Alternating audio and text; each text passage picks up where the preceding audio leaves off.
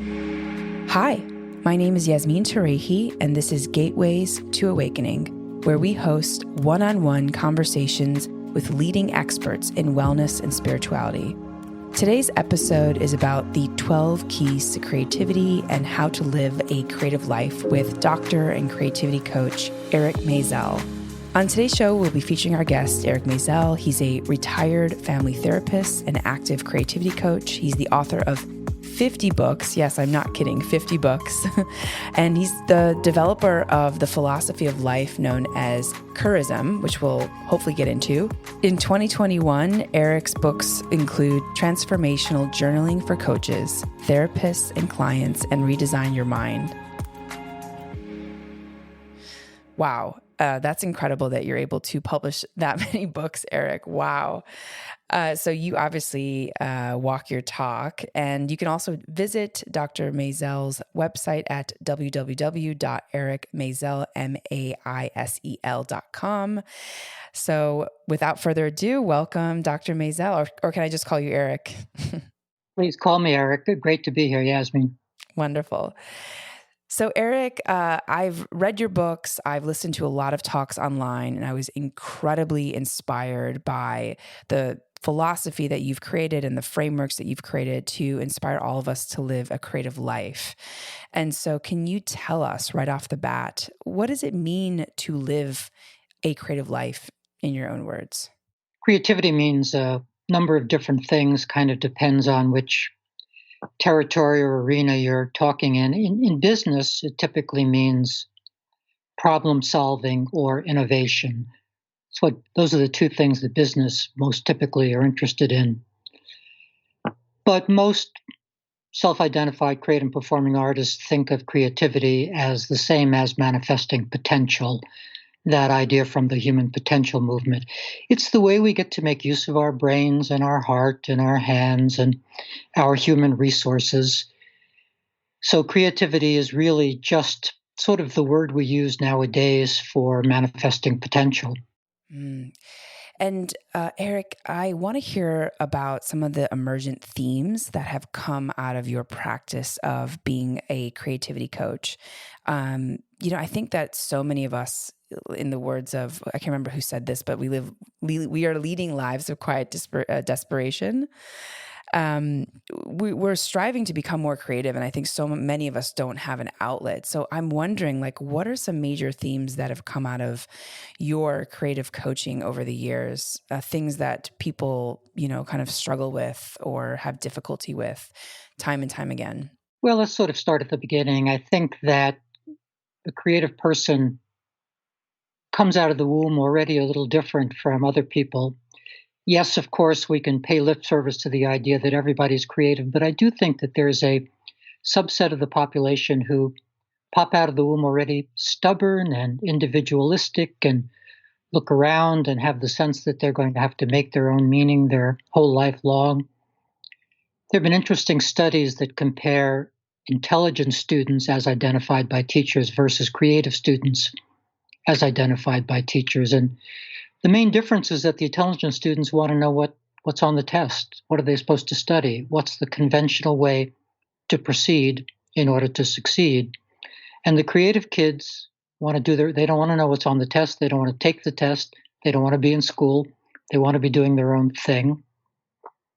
So right from the beginning, that person is an individual struggling to manifest her individuality and ultimately being a little oppositional because the world is not really wanting her to be the individual she wants to be. The world always wants us to fit in. So this person starts out falling in love with something. Often it's books or visual stimuli or music or film, that experience of being in a darkened theater that I grew up with. So the kid falls in love with, or it can be science, of course, or engineering, could be anything. Child falls in love with something, doesn't quite realize that a seed is planted that's going to cause that person to want to write her own novels or do science herself, but those seeds are now planted because she's fallen in love with words or imagery or film or science or what have you. And then a time comes where she wants to do it herself, And then she has to face the rigors of the creative process. She has to face the rigors of spending 2 years writing a novel with all of those ups and downs, with no guarantees, and with the prospect that her first novel won't be any good. So that's part of the picture of this journey. It's the journey of someone who's born individualistic, who falls in love with something, and who then wants to ply in those fields herself and must face all of the rigors of what it means to both try to do the creative work and then try to sell the creative work, which of course is its own separate difficulty. Yeah, Eric, it's interesting. That reminds me of my own childhood because I loved film and movies, and it took me so long to finally break from consensus reality and then pursue film and a more creative life. But I always had this like sense of wonder. So I love that. I love that. And I recently took your course. It's on Daily OM. It's spelled OM, Daily and then OM, called The 12 Keys to Creativity. And I just thought it was fantastic. And I'd love to dive into the 12 keys. I realize that this might take up a lot of time from the interview, but I think that this will be super helpful for the audience as they start to contemplate and think about their own creative life. Sure, I'm happy to do that. And I think as much time as it takes, it's time well spent. First key to my mind, and these may be altered or different from when you took the Daily Ohm class because things shift as I think about things. So these may be a slightly altered list of 12 keys, but they're all keys. First key is the idea of daily practice, the idea of maintaining a daily creativity practice. It's an obvious enough thought, but what I've learned from coaching clients now for 30 plus years is that if you're a creative person and you skip 2 days or 3 days or 4 days, suddenly weeks, months, and years zip by, even decades. The danger is not losing a day. That's not a danger. The danger is losing huge chunks of time if you don't maintain a daily practice. This happens because we lose contact with the work and because doing the work is harder than turning on the TV or checking our email one more time or doing all of the things we do all day long. So it's really important that folks institute a daily creativity practice. I like it to be a morning practice. I think it's wise if folks start their day making some meaning, doing something productive and important first thing. I think that influences how the day is going to go. So we can call it a morning daily creativity practice as a first key.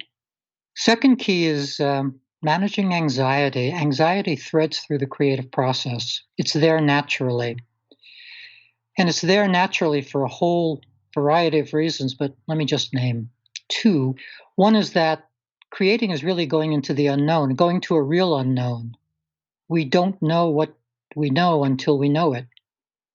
We don't know our plot until we know our plot. We don't know what the theme of our music is going to be until we know it. So we have to sit there and be comfortable in not knowing, and we're not really that comfortable with not knowing, so we get anxious.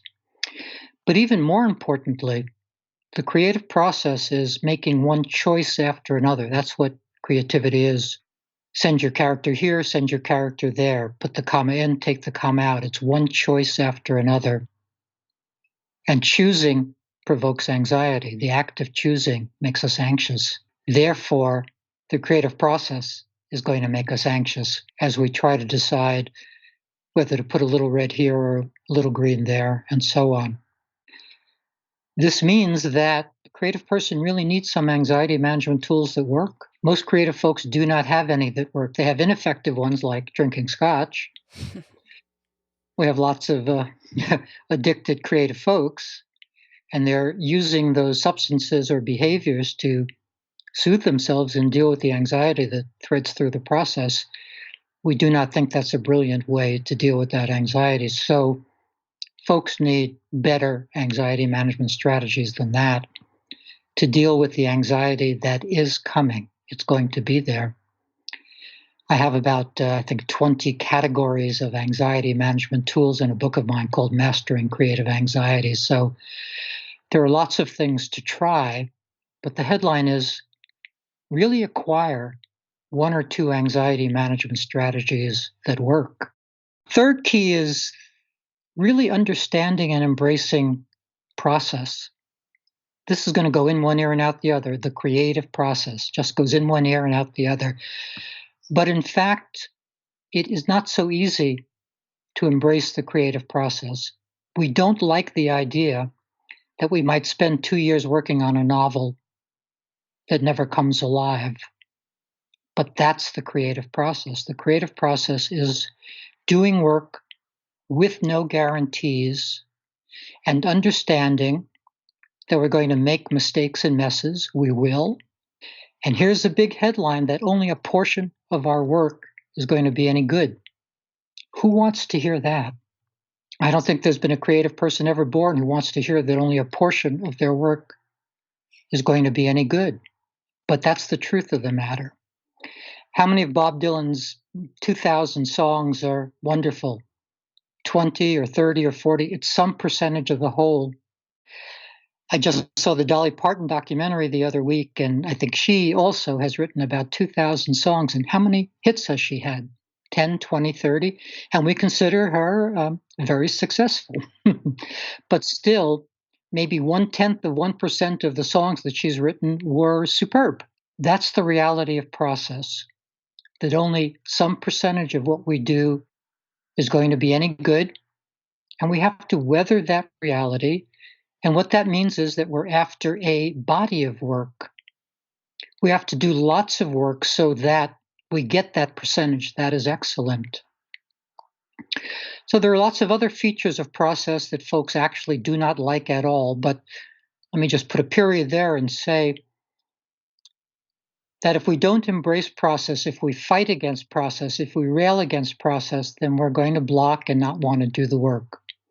We have to embrace the realities of process, including the fact that the thing that we're about to embark upon has no guarantee of succeeding. An awful lot of would-be creative folks are waiting for that guarantee. They're saying something to themselves like, I can't start my novel until I understand it better, forgetting or not realizing that they will only understand it better by sitting there and sweating and thinking about it and being dazed and being unhappy and trying to write it. That's how they'll understand it better, not by walking through the park saying, I can't get started yet until I understand my novel better. Eric, can you give us an example in your own creative process in which, you've written, 40 books? More than 50. I'm not going to shortchange myself. More than 50, apologies. So you've written obviously 50 books. Were there some books that you wrote that you just like? Have you written 100 books that didn't make it, or? That's a smart question to ask. I would say probably 70 to get 50, or maybe 75 to get 50. So that's a very high percentage. I'm proud of that percentage, but still, I have dozens of books that, for one reason or another, didn't work. And let me give you some of the different reasons why they haven't worked, because there are a variety of reasons why things don't work. A couple of books that I wrote were ultimately crueler than I am. I have my wife read certain kinds of books where I'm worried that the tone is wrong or that I'm being a meaner or more ironic or more sarcastic person than I want to be. And so I wrote a couple of books where she said, the books are too cruel, so don't send them out. Don't get them published. So I didn't. Some other books were not available. And this is an interesting idea that most creative folks don't really understand. We may want to work on a subject, we may have this burning desire to work on a subject, but it may not be available to us yet. Let me give you an example. Long time ago, in 1995, I think, I was offered a book to write on meaning, which is a subject that's always been of interest to me, probably from the age of 5. I've been interested in meaning and life purpose. So I had this offer to write this book on meaning. Got a very lovely advance for it. but I didn't know what I wanted to say. So I wrote a very goofy book. I turned out words. I turned out 60 or 70,000 words, and they were coherent. They made sense. They got from the beginning of each sentence to the end of each sentence. They just weren't any good. And so the editor in chief there, I had just done a string of successful books with Tarcher, and we had this meeting, the editor in chief and I, and said, Eric, this is an interesting book, but we can't possibly publish this. We don't know what this is. And she was absolutely right. Nowadays, whatever that is, 25 years later, I can write eloquently about meaning because I've learned some things, come to some understanding, and the subject of meaning is now available to me, but it wasn't then. So that's another way in which a book can get written, but doesn't succeed. So I could go through I could go through the 20 or 30 books I've written that haven't worked. Each has its own reason for not. I just want to tell one more anecdote. The first book I ever wrote was a picaresque novel. That's a novel of maturation about a soldier in Korea. And it was essentially autobiographical. I had been a soldier in Korea. I'd enlisted in 1965 and got out of the army in 1968. And so I wrote that book. It was a first novel, so naturally it had to be as bad as most first novels are, but had a lot of good bits. And I secured a literary agent who said to me, there just isn't enough incident in this book. Please put in a kidnapping. She literally said that to me. Please put in a kidnapping. And me being the me of that arrogant, narcissistic, grandiose 25-year-old said, expletive deleted. There's no kidnapping going into this book. So there, that book failed because I really was unwilling to do whatever the book required in terms of plot and incident. So each book has its own story, but those are some of the headlines as to why some of these books haven't appeared in print. Wow. Well, that's very inspiring, Eric.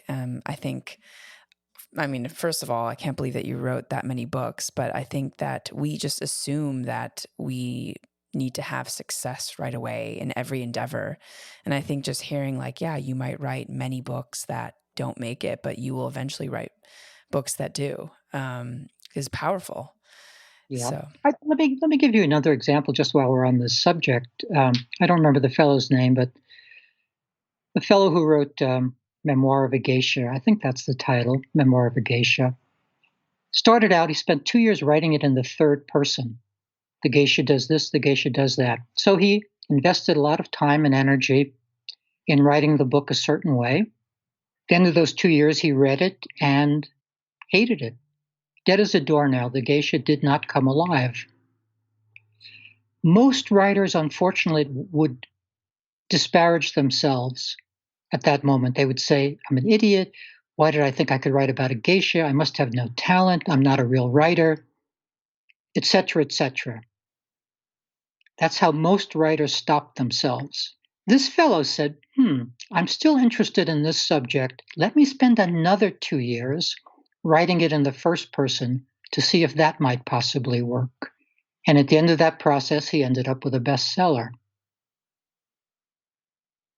I'm just pausing for effect because it's not easy for us to really understand process and accept process. We turn it back on ourselves. If something hasn't worked out, we don't say, oh, process. We say, boy, I messed that up. How did I screw that up so badly?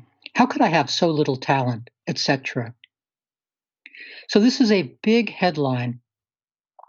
That process is what it is, and we should expect that a significant portion of the work we do isn't going to work, and that isn't a reflection on our talent.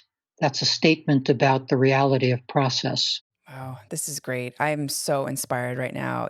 I personally have a film writing career, and I have 2 scripts that I wrote, features that got into the second round of the Sundance Writing Lab in the last 2 years, which is kind of insane. Like, I'm literally like, these are the only 2 features that I've written. I've written other shorts. And I sort of said, okay, well, I'm going to put that. Before you go on, I want to say congratulations. Thank you. Well, now you may go on. Okay. It's funny because it got into the second round and it did not get into the final round. So of course, in my mind, I'm like, well, maybe they just weren't good enough. And I kind of just have sat back with them. I haven't really done anything with them. But this conversation has inspired me to move things forward. They should be circulating again. And you've opened the door to a big point, which is everybody has an opinion. If our work is not wanted by X person, all that means is that X person didn't want it, not that the work isn't good. And most would-be creative folks or beginning creative folks or creative folks at any stage in their careers are overly impressed by marketplace players and what they have to say. If an agent says something, if an editor says something, the writer's going to take that seriously. He or she really shouldn't. He or she should really return to his or her own opinion of the work. I'll give you a quick example. I wanted to do a book called Life Purpose Boot Camp. I wanted that title for specific reasons. I wanted to use the boot camp metaphor because I'd actually been a drill instructor in boot camp and I knew some things. And so I presented that to my first literary agent. That I typically have 2 or 3 literary agents because if one literary agent isn't interested in a book, I'm certainly not going to stop trying to sell it. So I then go on to the next agent. So I submitted this idea to agent number 1. We'll call her Janet since that's her name. And Janet said, "Eric, everything's a boot camp. This is so boring. I can't believe that you're coming up with a title that is so inane, Eric." Now, most writers are actually going to be affected by that response. They're going to say, "God, what a stupid title, and why did I ever, and oh my God, and what do I do now?" Not me. I immediately went on to agent number 2, Jeff, and got an email back from Jeff in no time saying, "Eric, what a wonderful use of a contemporary metaphor. Can't wait to represent the book." And he sold it within a day or 2 or something. Wow. We really have to stay in our own shoes. That isn't to say that if 13 consecutive agents say the same thing about our book, maybe we better look at the book. But you have to picture how they're operating. They're looking at emails for 1/10 of a second, thousands of emails a day, making snap decisions and saying things idly, just idly. And then that costs us the next 2 years of our life as we try to redo our book based on their idle observation. Wow. Yeah, that's so powerful, Eric. I think so many people will resonate with that, and it's just so inspiring. And we're at the 4th key, right? Did I lose count? Good counting. So the 4th key is a cognitive one. And I'm going to say this precisely because it matters how I say it. It's thinking thoughts that serve you. Everybody knows about negative thoughts and other ways of talking about thoughts, positive and negative. But this is a different idea because even true thoughts do not necessarily serve us to be thinking. I'll give you an example. You're a writer, you go onto Amazon and you see that there are 5,000 books in your field. And you say to yourself, "Wow, there are a lot of books." That is a completely true thought. There are a lot of books, but thinking that thought doesn't serve you. Thinking that thought is probably going to make you not want to write your book as you think about those other 5,000 books competing with your book and overwhelming your book. So we have to get very practiced at if we think a thought like, wow, 5,000 books in my subject, the next thing we need to think is, no, that's not a thought that serves me. I still want to do my book. And most people are not practiced at this. If they have a true thought, they think that they're obliged to countenance that thought since it's true. The two truest thoughts that we think nowadays that aren't serving us are, I'm tired and I'm busy. That's what people are thinking all day long. Usually the other way around. First, I'm busy and then I'm tired. And we have to do the work of disputing those true thoughts and say by saying something like, yeah, I'm busy, but I can carve out 15 minutes for my book. Or, yeah, I'm tired, but I've got the stamina for 20 minutes to work on my symphony. We have to dispute those true thoughts, or else those true thoughts will win, and they will be the way that we sabotage ourselves and prevent ourselves from doing the work. I think I'll put a period on that one. We could spend a lot of time on thinking thoughts that serve, but probably enough on that one. Yeah, I think that for so many people, that feels very true. I'm too tired. I don't have time. I think is the big one. I just don't have time, you know? There's like so many other things to do in the morning. And I just want to say that I did start the process of early morning creativity, and it has been game changing. And it's so interesting because the days that I do them feel very different than the days that I don't do them. So I have not yet made it consistent, although that's the next kind of plan for me. But yeah, just being able to work on your art and creativity first thing in the morning, and to not, the thoughts don't creep up early in the morning, the resistant thoughts. So yeah, I love that. Well, you're actually lucky that they don't, because they often do. If you think about it, you wake up one place, but your work is another place across the house. And often people recapitulate all their negativity as they cross the house, as they're making their coffee. Those thoughts that stop them are beginning to percolate in their head. So you're lucky that you don't have those thoughts. But a lot of people do, and they have to do this cognitive work even as they're trying to get to their creative work first thing. But let me say another thing about morning creativity practice. Kind of went without saying why that would be valuable. Well, you start your day that way. That makes sense that that would be valuable. But there are a couple of extra reasons why that's such a good idea.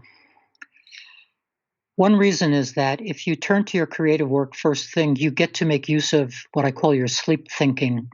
That is the thinking that your brain has done during the night. Folks know a lot about dreaming. We dream in REM sleep, but most folks don't know the amount of thinking we do in non-REM sleep and deep sleep. And if you wake up a poet in deep sleep or a mathematician, the mathematician's going to be working on a math puzzle, or the poet's going to be writing poetry. We think while we sleep. Well, if you turn to your creative work first thing each morning, you get to make use of that sleep thinking. If you go to bed the night before in a different way with a what I call sleep thinking prompt, or you could just think of it as a kind of a wonder, sort of wondering inside your work, like, I wonder what John wants to say to Mary in chapter 3. Your brain will hold that conversation between John and Mary. Your brain will concoct that conversation while you're sleeping. And then when you wake up and turn to your writing, all you have to do is take dictation. The conversation will be there. That's a super valuable addition to your creative life, to make use of your sleep thinking. So that's A. And then the B is, I'm not sure that we'll have time really to talk about the following, but by getting to your work first thing, you will have had the experience of making some meaning on that day. And the rest of the day can be half meaningless and you won't get depressed. This is a way to ward off existential sadness. Getting to our work first thing wards off existential sadness. If we try to live our life the other way around by saying, maybe I'll get to my work, maybe I'll get to my work, by the end of the day, A, we're too tired, for real, we're too tired. But B, we're also sad because we haven't gotten to our real work all day and we're disappointed. So this is a way to ward off that sadness by turning to our work first thing. We get to affirm life and live one of our life purposes first thing each day. And as you say, that makes the day feel different. Beautiful. Yeah. Thank you so much. I think that's a really powerful point for folks to recognize as they start to think about their own morning practice. And Eric, for the sake of time, I know that we're only on number 5. We're not going to get We're not going to get through all 12. But yeah, I'm going to actually not, I'm not going to share my own reactions. I'm just going to let you talk about them because I really want the audience to get all the 12 keys. So I'm just going to let you continue on and I'll be a bit more quiet. Yeah. I'll just give some quick headlines. I'm not going to try to do them in any depth. Okay. The fifth idea is, and this is a big idea, to say this in a few words is hard, but it's the shift from the idea that there is a purpose to life, which I don't believe there is, to the idea that there are our life purpose choices, that there are life purposes, in plural, that many things are important to us.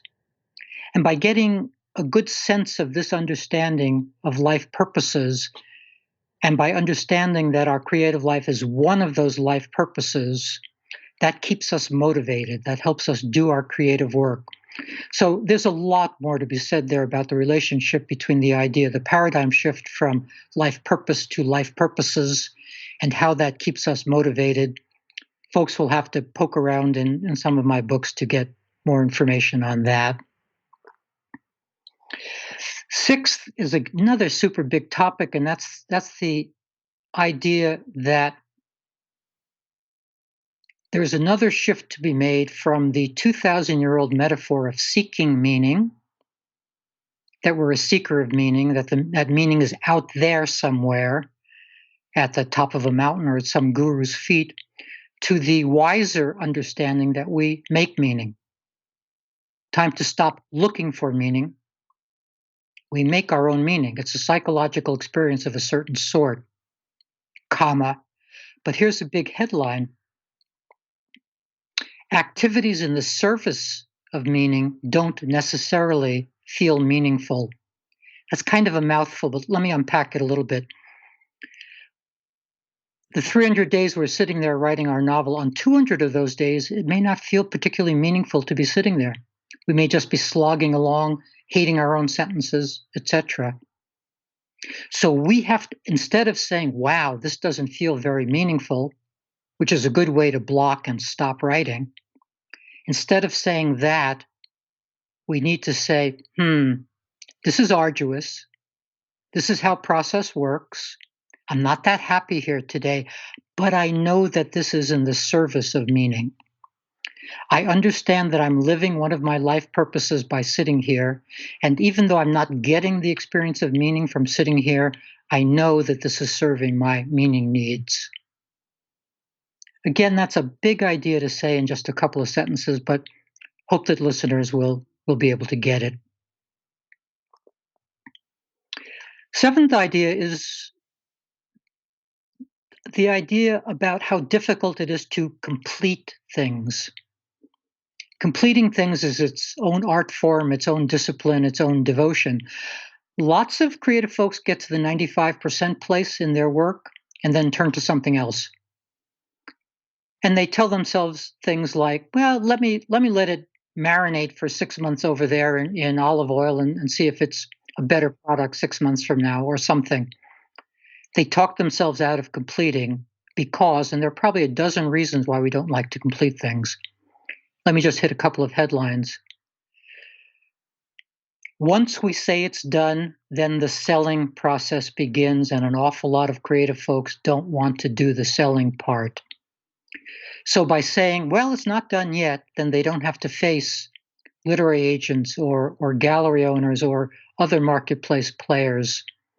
So let me just put a headline on that one without talking about it at too much length. And that is, we should say to ourselves that we want to get things done sooner rather than later. Sooner rather than later should be one of our mantras, because we have to be careful about leaving things incomplete. We can end up with piles and piles of incomplete things and a very deep sense of personal disappointment and dissatisfaction about all of those incomplete things. And unless we face this squarely, face the difficulty of completing squarely, we can spend a whole creative life doing lots of things to the 95% place, but not ever having things completely done. The eighth idea is that the time will come where we do need to show and sell things, and we'd have to spend tons of time, hours, talking about what this challenge is or how to meet this challenge of the marketplace. For now, let me just announce that that's coming, and that a creative person doesn't really have the full experience of making a thing until it's been out in the world, had its reception, had pushback and feedback and criticism and all of those things from the world. Let me just stop, and I just want to tell one quick anecdote. Our younger daughter had her first book published some years ago, and called me up soon after it came out, and she said, "Dad, I have haters." She was so excited to have haters because she had learned these these lessons that I teach. You've got to accept that criticism, pushback, all of that is coming from the world. Just embrace that and let everybody have their opinions and let people hate it. You'll have lovers and you'll have haters. Yes. I will also share my own story when I published my first book 3 years ago, called Product Marketing Debunked. And I just remember the first time I got, I got great reviews, and it's still selling today. But the first time I got my bad review, I could not sleep for it was like 24 hours of just stress and anxiety. And I felt it's just such a level of humiliation. And then, then you wake up and you're like, okay, there's a lot of critics, there's a lot of consumers, there's not a lot of people who are actually creating. And I think anyone who's actually finished a book knows how hard it is to actually finish it and get it out in the world. So, but I've had that. I think every person who is created is like terrified of that experience. And then when it happens, they have to deal with it. And then now that I have so much content, I've got this podcast, I've got the book, I've got like hundreds of articles online and, a new show coming out. So at this point, I'm like, you know what? This is kind of par for the course. The people are going to love it. And then there are people who are going to, have their own opinion, and that's okay. And a lot of people are stopped by that criticism. It's a very sad thing. One, that maybe they get, 7 good reviews and 1 critical review, and that critical review stops them from working on books ever again or stops them from doing something ever again. It's sad, but it's true how deep that criticism can hurt a person. Did a whole book on this called Toxic Criticism, about things to do to try to build up your armament against that. But the main thing, I said this earlier, but I want to repeat it one more time. Everybody has an opinion. Just let that be. Let that be acceptable. I've been working in controversial areas of mental health and anti-religion and all kinds of places where I am bound to get pushback from the world. I have not replied to a criticism ever. Ever. I am not going down the rabbit hole of trying to explain to someone why they're completely wrong in their opinion about something I did. That person's got way more time than I do, and is going to dream up a response to my response, and we could stay in that rabbit hole forever. And it is unfortunate that many creative folks do kind of crave those dramas. They want to engage in those fights, because the fight is actually maybe easier than working on the next book. So we have to be careful not to engage with criticism, go down those rabbit holes. That's not a place to go. Yeah. Yeah. I think that's like one of the biggest lessons for people that are creating, because I feel like of all the people I know who are writing books now, I think that the reason why they're not pushing it over the final 5% is because once it's out in the world, you then become, subject to criticism and subject to opinions. And I think, especially Western culture, I think we've created a world where there's a lot of, at least in California, there's a lot of passive aggressiveness, and so people don't necessarily hear like true opinions, or when it's done with so much anger and rage because there is no room for authenticity, in my opinion.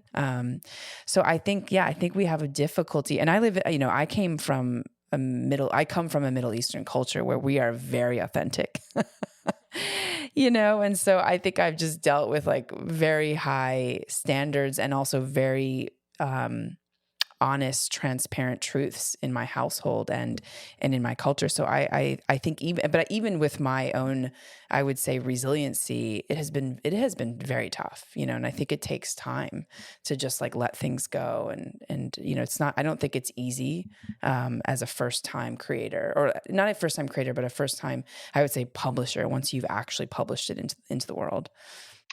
Absolutely. And most creative folks are more harmed by criticism uh, than they even thought they were going to be, that they really get stymied by this bit of criticism or pushback or feedback. So I think that's why we're talking about it sort of a number of times over, is that it's a big deal issue for creative folks, the issue of criticism, also the issue of safety.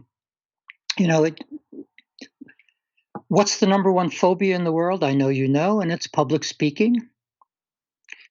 More people are afraid of public speaking than flying or spiders or bridges or snakes or whatever else you could name. How can it be so dangerous to get up and speak for 2 minutes at work? How can that feel so dangerous? But it does. For whatever reasons it does not feel safe to get up. Well, if public speaking is the world's number one phobia, no wonder it's going to feel so unsafe to put your work out there. So I think it takes a lot of bravery, courage, devotion to your work to get it out there. Freud said, I don't know much about creative folks, but I do think that all blockage is self-censorship and all blockage is not self-censorship, but he was onto something. And that is that we are monitoring ourselves very carefully as we work, and we are tempted to not put our truth out there for fear that our truth is going to bring repercussions, and it can. In some countries, it can cost you your life to speak the truth. So it's not silly to be worried about safety issues. That's not silly to be worried about that. But we have to try to overcome that so that we do speak authentically and truthfully, or else we will be silenced. Yeah, absolutely. So ninth key, Eric, is that where we're on? That's where we are. The ninth idea is a simple idea, but an important idea, and that's the idea of creating in the middle of things, namely that there will never be a better or different or more special time to get your creating done. An awful lot of people, but teachers especially in a certain sense, because the way that teaching is set up with 9 months of work and then the summer vacation, teachers often say to themselves, I'll work on my book in the summer. This is not the right moment to work on my book. This is the school year. I'll work on it in the summer. And they virtually never get to their book in the summer because they don't have any muscles built for their book. So it's much better to get to your book for 5 minutes today than to dream of having whole, beautiful, complete, empty days 3 months from now to work on your book, because you're not going to work on your book when those free days come. You're probably going to take a nap from being so disappointed from not having worked on your book all those other days. So to repeat that headline, we need to do our work right here in the middle of things.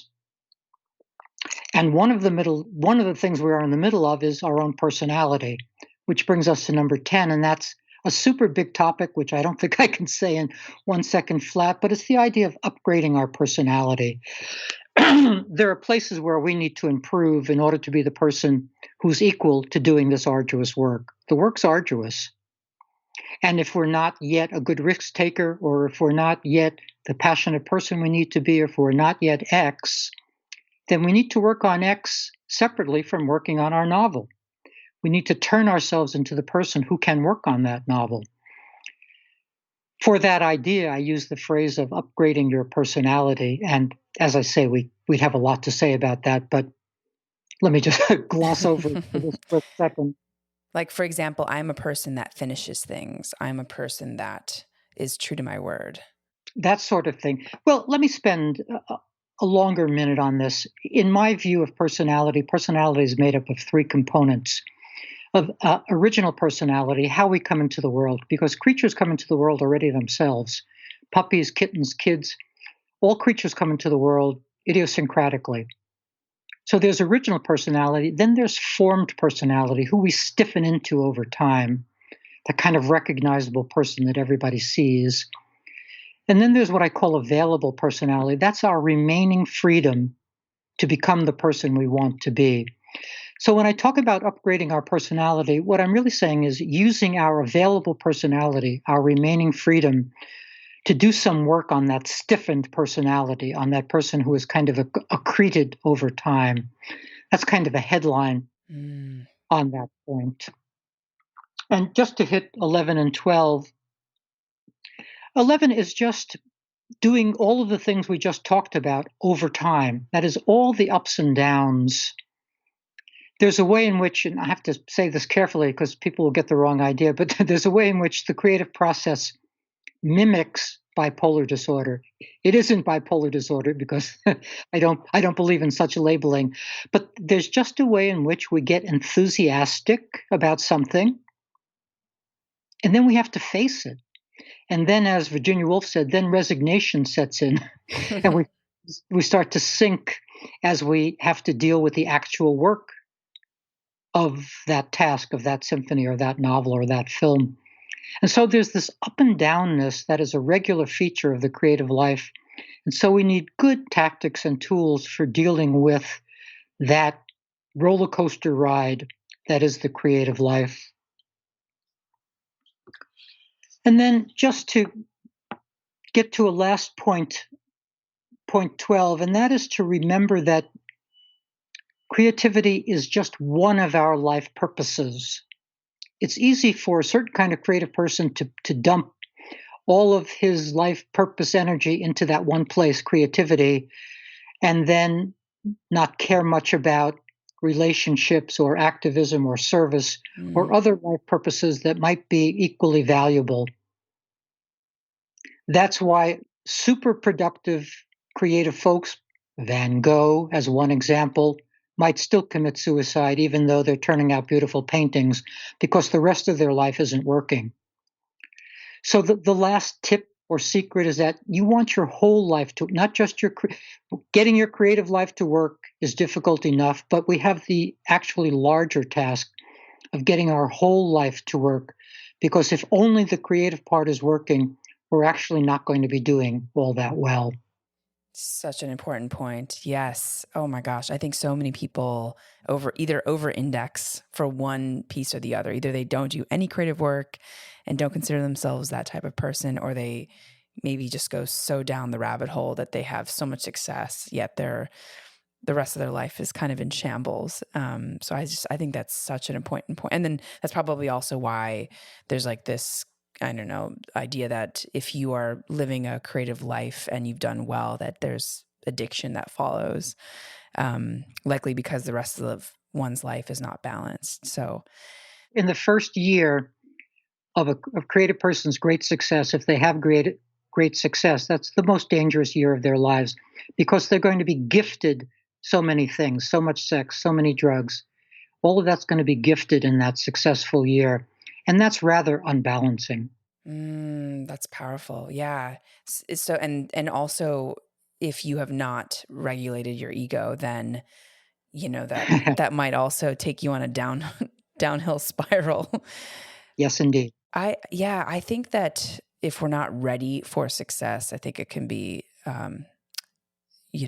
our pitfall eventually. So that's such a powerful point. Thank you so much for bringing all of this up. And I know we spent most of the time talking about the 12 keys, which I think are so fantastic. I feel really inspired right now. I'm sure other folks will as well when they listen to this. But can we briefly talk about Kirism, this philosophy that you've developed? I've just been interested and intrigued. So I'd love to touch on that point. And then we'll have maybe one or two more questions. Yeah, it is hard probably to touch on it so briefly, but a lot of the ideas that I've had over the years I thought could hang together in a new contemporary philosophy of life that focused on the paradigm shifts that I mentioned before, the shift from the idea that there is a purpose to life to the idea of life purposes and life purpose choosing, and also on the paradigm shift from the idea of seeking meaning to the idea of making meaning, that those two ideas and connected ideas of meaning investments and seizing meaning opportunities, that is, that I could create a whole vocabulary and a way of looking at life that I think is both truer to life and useful to folks. So again, I can't say too much in a moment, but if folks are interested in this, the book to go to is a book called Lighting the Way. It came out this past year. And in it, the various books of Kirism are described. So as I invite people, I suggest that folks take a look at that book if they want to learn more about this. Wonderful. And Eric, what sorts of things have surprised you in this journey since you've been coaching people for 30 years? I'm sure you have some fascinating kind of reflections on this space. I think how difficult it is for folks. I'm not sure if I would say that surprised me, but I've been re-understanding the way in which all of these challenges manifest. And even if you do book X, that doesn't mean that book Y is necessarily any easier or that book Z is any easier.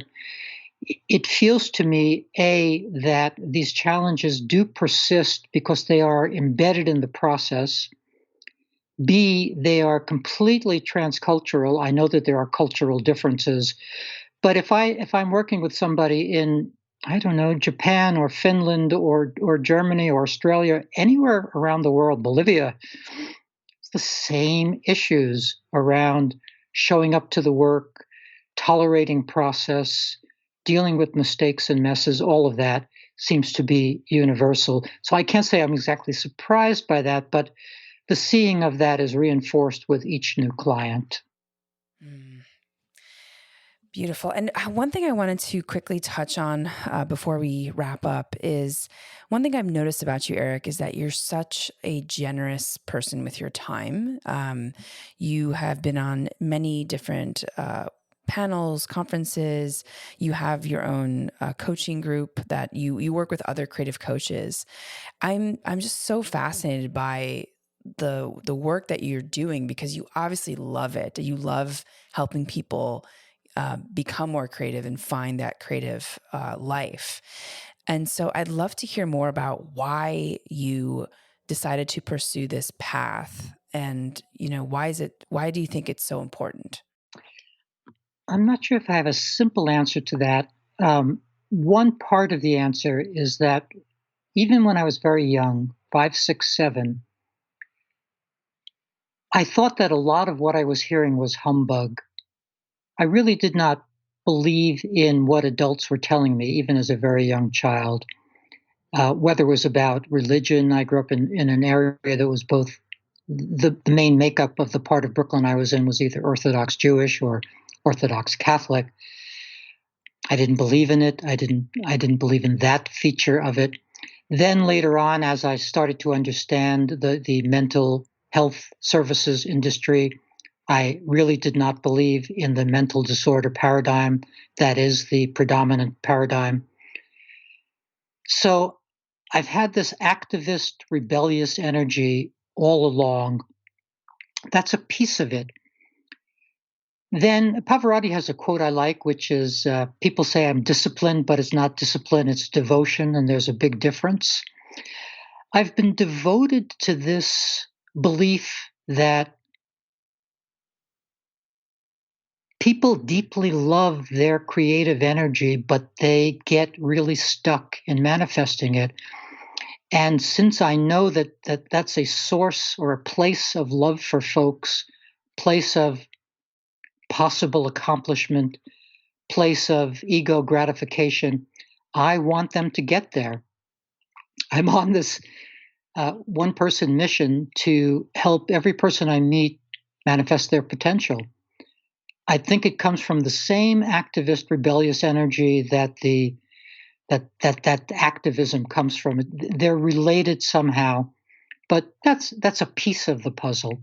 So fascinating. And Eric, can you tell me, has there a book, person that has been deeply inspiring to you on this journey in order to get your ideas, or do most of your creative ideas come from your own mind, your own maybe it's like your subconscious? Like, is it more of an internal process for you, or are you constantly reading? Nowadays it is, but I'm steeped in the existential tradition, both the existential literature tradition and the existential philosophical tradition. So the writers I loved were the existential writers like Dostoevsky and Kafka, Camus, Orwell, Sartre.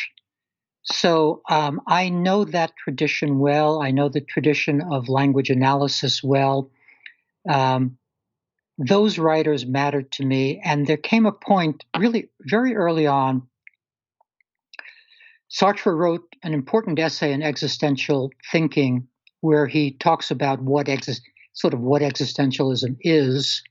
And at the end of that essay, he says, and the next step for existentialism is X. But then no existentialist ever took that step. And when I read that essay, I knew that I wanted to move existentialism forward in the kinds of paradigm shifts that I was talking about earlier, in actually describing what making meaning would look like, or the difference between life purpose and life purposes. So the short answer is the existential tradition has been important to me. Now I don't go back to it anymore. I don't reread Dostoevsky, but I'm steeped in all of that, and that's playing in my psyche somewhere. Fascinating.